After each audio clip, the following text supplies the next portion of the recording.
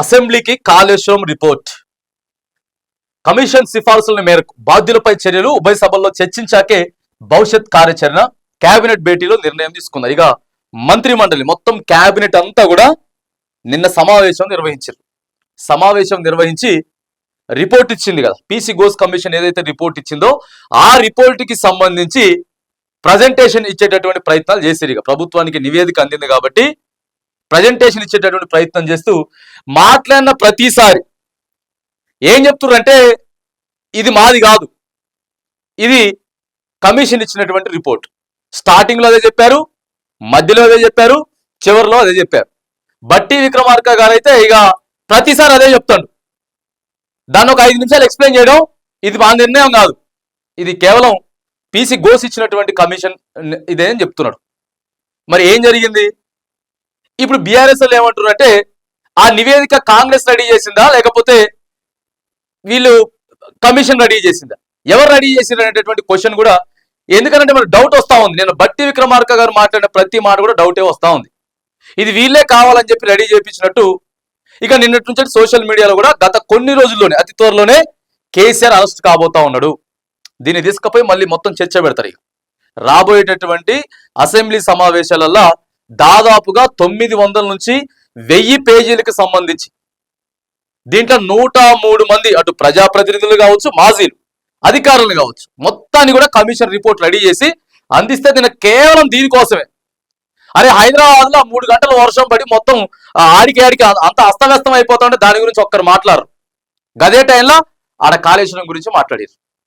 సరే మంచిదే, ఎందుకంటే ప్రజల సొమ్ము ఎవరైనా కావచ్చు కాక, అది కేసీఆర్ కావచ్చు, రేవంత్ రెడ్డి కావచ్చు, గత ప్రభుత్వాలు ఎవరైనా కావచ్చు కాక, ప్రజాధనాన్ని దుర్వినియోగం ఎవరెవరైతే చేసిర్రో వాళ్ళు ఖచ్చితంగా శిక్ష అనుభవించాల్సిందే. కాకపోతే అసలు రిపోర్ట్లో ఏమున్నది? కేసీఆర్ ఏం చెప్పిండు, ఈటల రాజేందర్ ఏం చెప్పిండు, హరీష్ రావు ఏం చెప్పిండు, ఆ తర్వాత మెయిన్ గా ప్రాజెక్టుకి సంబంధించినటువంటి ఈఎన్సీలు ఏం చెప్పారు, అది ఫస్ట్ బయట పెట్టాలి. ఎవరు నిర్ణయాలు తీసుకున్నారు, ఆడ ఇంజనీర్లు కావచ్చు, లేకపోతే ఇక దానికి సంబంధించినటువంటి అప్పుడు మంత్రులంతా కూడా ఏమేం చేశారు. ఇక వాదన వినిపించుకోకుండా ప్రతిపక్ష నేతలకు అవకాశం ఇస్తామట సీఎం రేవంత్ ఇవ్వాలి. ఇప్పుడు అసెంబ్లీ సమావేశాలు ఉంటాయి, దాని మీద మాట్లాడతారట. నాటి ప్రభుత్వ పెద్దలు, ఐఏఎస్లు, ఇంజనీర్లు, ఏజెన్సీల పాత్రను కమిషన్ నిగ్గు తేల్చింది. అంచనాలు మార్చి అవినీతికి పాల్పడినట్లు బయటపెట్టింది. రాజకీయ కక్ష సాధింపుల కోసం సర్కార్ నిర్ణయాలు తీసుకోదు, చట్ట పరిధిలో ఒక్క పద్ధతి ప్రకారం ముందుకెళ్తామని వెల్లడి. కాళేశ్వరంపై జస్టిస్ ఘోష్ కమిషన్ ఇచ్చినటువంటి 665 పేజీల నివేదికకు కేబినెట్ నిన్న ఆమోదం తెలిపింది. నిన్న ఇక మస్తుగా అవకతవకలు జరిగినాయట. ఈ రోజు మనం ఏ దినపత్రిక చూసుకున్నా కూడా మెయిన్ హెడ్లైన్ నిన్న వీళ్ళంతా కూడా కేబినెట్ లో కూర్చొని మాట్లాడింది. అసెంబ్లీకి ఘోష్ నివేదిక సభలో చర్చించి అన్ని రాజకీయ పక్షాల అభిప్రాయాలను స్వీకరిస్తాం. ఇక అనంతరమే భవిష్యత్ కార్యాచరణ కమిషన్ సూచనలు ప్రభుత్వం తప్పకుండా పాటిస్తుంది. ఇందులో ఎలాంటి సెసబిషన్ లేవు. ముఖ్యమంత్రి రేవంత్ రెడ్డి కాళేశ్వరం నివేదికకు మంత్రి మండలి ఆమోదం అయితే చేస్తా ఉందట. ఇక వ్యక్తిగత నిర్ణయాలు, ఆర్థిక అవకతవకలు, డిజైన్లు, నిర్మాణం, నాణ్యత లోపాలతో బ్యారేజీలకు నష్టం, అన్ని విషయాల్లో అప్పటి సీఎం కేసీఆర్ జోక్యం, మంత్రివర్గం ముందు పెట్టకుండానే మేడిగడ్డకు పరిపాలన అనుమతి. కాళేశ్వరంపై సమర్పించిన నివేదికలో జస్టిస్ ఘోష్ కమిషన్ ప్రజెంటేషన్ లో ఇక మంత్రి ఉత్తమ్ కుమార్ రెడ్డి గత సీఎం నాటి మంత్రులపై నిర్ణయం ప్రభుత్వానిదే, అధికారులపై చట్ట ప్రకారం చర్యలు తీసుకోవాలని చెప్పి కమిషన్ అయితే సూచించిందట. ఇక మీరు చర్యలు తీసుకోవాలి. గతంలో కేసీఆర్ కొన్ని నిర్ణయాలు అయితే తీసుకున్నాడు, అది కేబినెట్ ఆమోదం లేకుండానే అని చెప్పేసి ఇక ఇలా మంత్రులంతా ఏం మాట్లాడుతున్నారంటే ఏటీఎం లాగా వాడుకున్నాడు, ఏటీఎం లాగా కాళేశ్వరాన్ని వాడుకున్నాడు అని చెప్పి ఇగో ఈడ కేసీఆర్ ఆకలికి కాళేశ్వరం బరి, ప్రజల జీవితాలను కూల్చే ప్రాజెక్టులు కడతారా? జస్టిస్ ఘోష్ పై బీఆర్ఎస్ నేతలకు అవగాహన లేదు, తప్పు చేసిన తప్పించుకోలేరు, శిక్ష తప్పదు. స్వేచ్ఛ బిగ్ టీవీతో మరి ఎమ్మెల్సీ అద్దంకి దయాకర్ మాట్లాడింట. ఇదంతా బాగానే ఉంది, ఇది ఒక పక్క రాజకీయ కోణం, ఇదంతా రాజకీయ కోణం. కాళేశ్వరం వల్ల తెలంగాణ రైతానికి కొంచెమన్నా ఉపయోగం ఉందా లేదా? గతంలో ఎట్లుండే, కాళేశ్వరం లేకముందు ఎట్లుండే, కాళేశ్వరం కట్టిన తర్వాత ఎట్లుంది, ఎన్ని వేల ఎకరాలకి సాగునీరు అందింది కాళేశ్వరం ద్వారాగా? ఇదొకటి ఆలోచన చేయాలి. ప్రధానంగా ఆలోచన చేయడంతో పాటు మిషన్ భగీరథ ఇంటింటికి నల్ల ఎట్లొచ్చింది అనేది కూడా ఆలోచన చేయాలి. ఎందుకంటే రాజకీయ కోణంతో పాటు ఒక మానవతా దృక్పథంతో కూడా ఇవన్నీ ఇక బొచ్చడి చెప్పొచ్చు.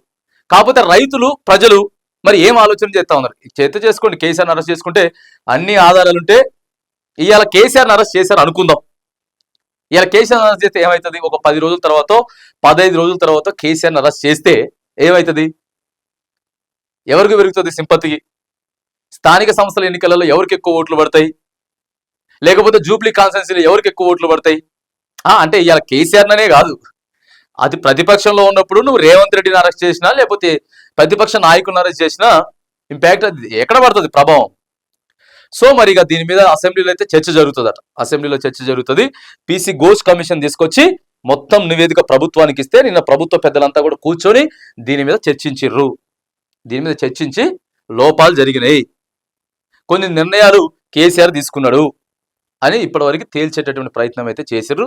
అసెంబ్లీలో కూడా కూర్చొని చర్చించిన తర్వాత మరి ఎలాంటి నిర్ణయాలు తీసుకుంటారు, తర్వాత ఎవరెవరు అరెస్టులు కాబోతా ఉన్నారు, మరి ఫోన్ ట్యాపింగ్ ఏమైపోయింది, తర్వాత ఈ కార్ రేస్ ఏమైపోయింది, మరి ఇప్పుడు కాళేశ్వరం నడుస్తూ ఉంది, వీటన్నిటి మీద ఏమైపోయింది, ప్రతి దాన్ని కూడా ప్రజలకు వివరించేటటువంటి ప్రయత్నం మరి ప్రభుత్వం అయితే చేయాలి. ప్రభుత్వం చేయాలి. నిజంగా మీ దగ్గర ప్రూఫ్స్ ఉంటే, నిజంగానే అన్ని ఉంటే బయట పెట్టిర్రు, అసెంబ్లీ సమావేశంలో బయట పెట్టండి, ప్రజలకి వివరించండి. ప్రధానంగా ప్రజలకు వివరించి జరిగింది ఏదో చెప్పి మరి ఎవరిని అరెస్ట్ చేయబోతా ఉన్నారు, ఎట్లా అరెస్ట్ చేయబోతా ఉన్నారు అనేటటువంటి చెప్పేటటువంటి ప్రయత్నం అయితే ప్రభుత్వం చేయాలి.